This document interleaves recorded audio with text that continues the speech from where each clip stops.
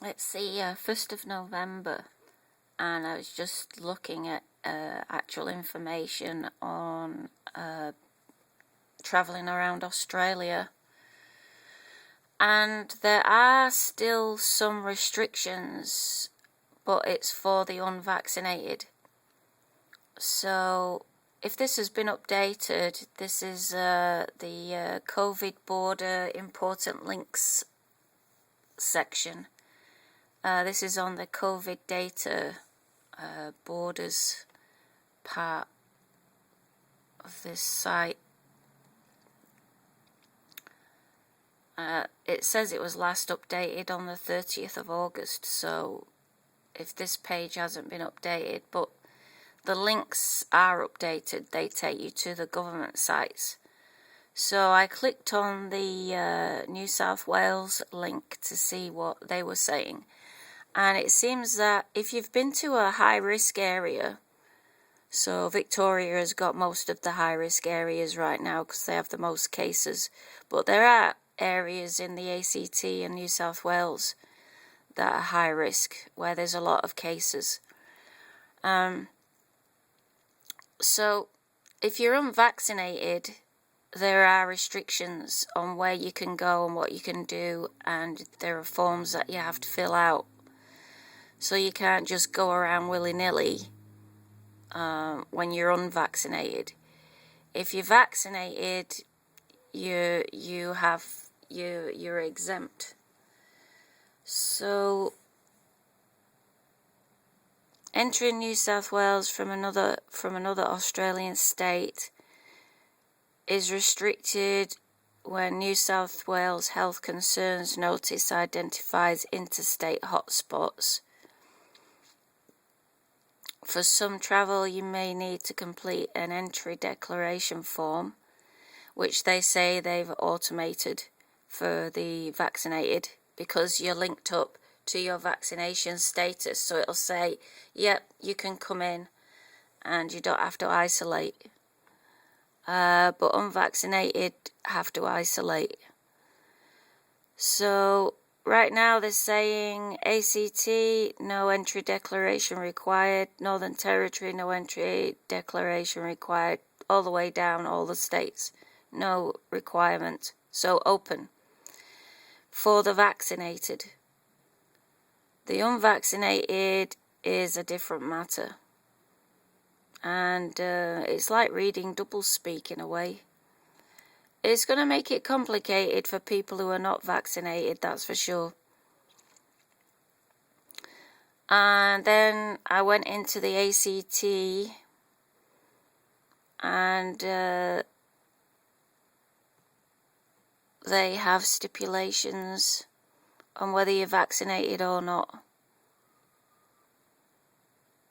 So I think this is the ACT government site, and if you're coming in from New South Wales, it says this was last updated 1st of November. So travellers seeking to enter ACT who have spent any time in high-risk geographical areas in the previous 14 days must comply with the following directions. Vaccinated travellers permitted to enter for any reason. Exemption documentation required but will be automated. No delay. Travellers will be asked to monitor for symptoms and get tested immediately. Unvaccinated travellers will only be permitted for essential purposes. ACT residents will be permitted to return and will be provided with support to return safely. Exemption applications for non-ACT residents will be considered on a case-by-case basis. If exempt, you have to have a negative test result within 48 hours prior to entry. Stay-at-home conditions applied for 14 days. COVID test between 5 and 6 and 12 and 13. Entry into high-risk settings during the stay-at-home period requires approval of the facility. Where travel time critical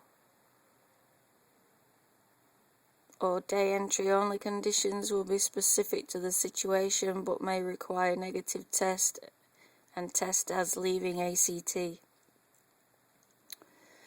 So they're monitoring for high-risk areas, and they want people to keep an eye on their symptoms and isolate if they may have COVID, and if they come back with a COVID test, then they need to isolate. So they're like open but not really open, and I think going around is going to be a bit confusing for some people. I think it might be very easy to end up breaking the rules. Transiting and travel.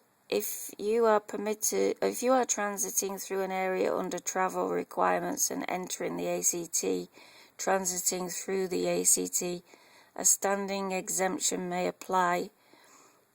For more information, click the standing exemption page. Attending high-risk settings in the ACT. Some areas of New South Wales have been declared at high risk.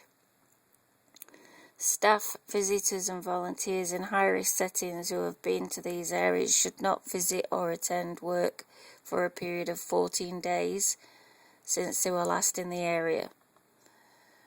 So, if you're unvaccinated, you're going to have less problems getting around. So if you're vaccinated, you probably can move around freely, and you use the check-in app to get around. So you just check in everywhere you go, and the paperwork is all automated on your app. But if you're unvaccinated, it's going to be tricky getting around and going from state to state. In the other states, I think they have the same requirements as they did before the 1st of November until they get to 80%. So if they still have some paperwork for the unvaccinated between the ACT and New South Wales, ACT are a much more strict jurisdiction. I mean, they're very highly vaccinated. They're in the 95% vaccinated, and they still have these requirements. So COVID normal is not looking particularly normal to me.